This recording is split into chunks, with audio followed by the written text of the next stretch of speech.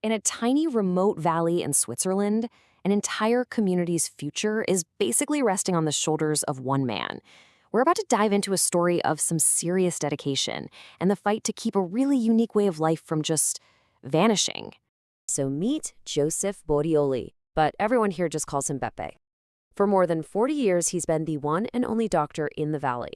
And his house calls, they aren't just a quick driver on the block. Nope, we're talking grueling hikes up steep mountain paths, all to reach a single patient. And that's the big question, right? It's hanging over this entire community. I mean, Beppe's 72 years old, and he's actively trying to find someone to take his place. But finding a person willing to sign up for this kind of demanding role, well, it's proving to be almost impossible. And without a doctor, the valley's future is shaky, to say the least. So let's talk about the man at the center of this whole thing. Beppe isn't just a doctor. He is a pillar of this community. He easily could have had some fancy career in the city, but he chose a totally different path, one that's deeply tied to the people and the incredible nature of this place. This quote, it just says it all about his character, doesn't it? He's got this great sense of humor about how tough his job is getting physically, but right underneath that, there's just pure, uncut determination. He knows he's getting older, but that is not going to stop him from taking care of his people, no matter how far out they live. Let's put this number into perspective. 400. That's the climb, in meters, that Beppe has to make for just one house call to see one of his patients who's 81 years old. To give you an idea, that's like hiking up a 130-story building. One visit can take him 3 hours, round trip. That's just the reality of healthcare out here. Okay, so to really understand why finding a new doctor is so critical, you have to understand the valley itself. Onsernone has always been on this kind of knife's edge between just surviving and completely disappearing. Its whole story is one of dramatic ups and downs. Yeah, the valley's history has been this constant roller coaster. Back in the 19th century, extreme poverty pretty much emptied the place out. Then, in the 1970s, a weave of hippies looking to connect with nature brought it back from the brink. And now, after another slump, the valley's at a crossroads all over again, and it desperately needs a new generation to call it home. But you know what? There is some hope. Just like back in the 70s, a new wave of people is starting to look for a way out of the city and into the valley.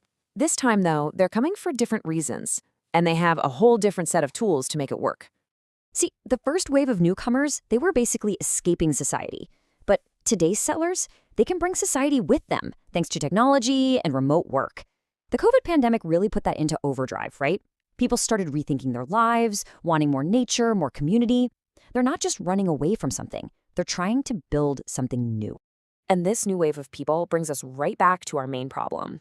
Beppe is a smart guy. He knows finding one person to live his 24/7 on-call life is a really tough sell. So he's come up with a pretty clever solution: doctor sharing. The idea is actually simple but brilliant. Instead of one doctor trying to replace him full-time, 2 doctors would split the job.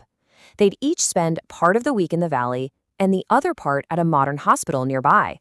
That way, they stay connected professionally and keep all their skills sharp. I mean, on paper, it's a total win-win. The doctors get a much better work-life balance and don't feel so isolated, which is a huge problem for rural doctors. And the valley, well, it gets to keep its medical care. The only problem is actually finding doctors who are willing to commit to this unique, kind of hybrid lifestyle. And this is where the story takes a painful turn.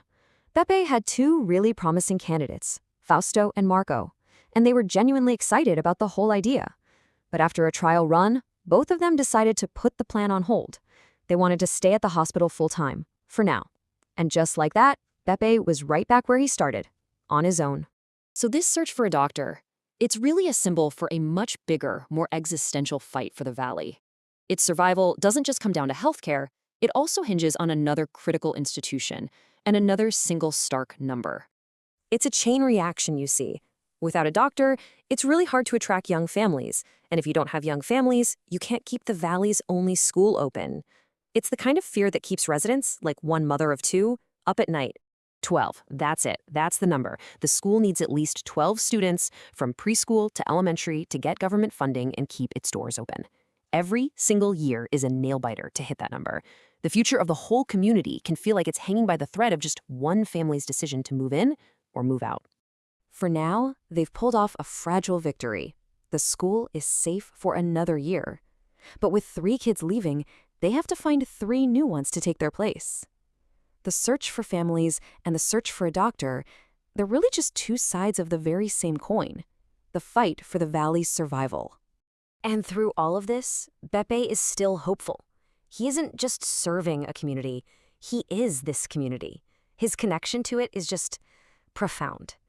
And while he really believes he'll find a successor, his words show what he's truly hoping for, that the spirit of the valley itself, the very thing he's dedicated his entire life to, will somehow endure. So the story of the Onsernone Valley kind of leaves us with this big question. We all love to romanticize the idea of escaping to a simpler, more natural life. But that life demands sacrifice, it demands resilience, and it requires a fierce commitment from everyone involved. It really makes you ask, what are we actually willing to invest to preserve these unique corners of our world?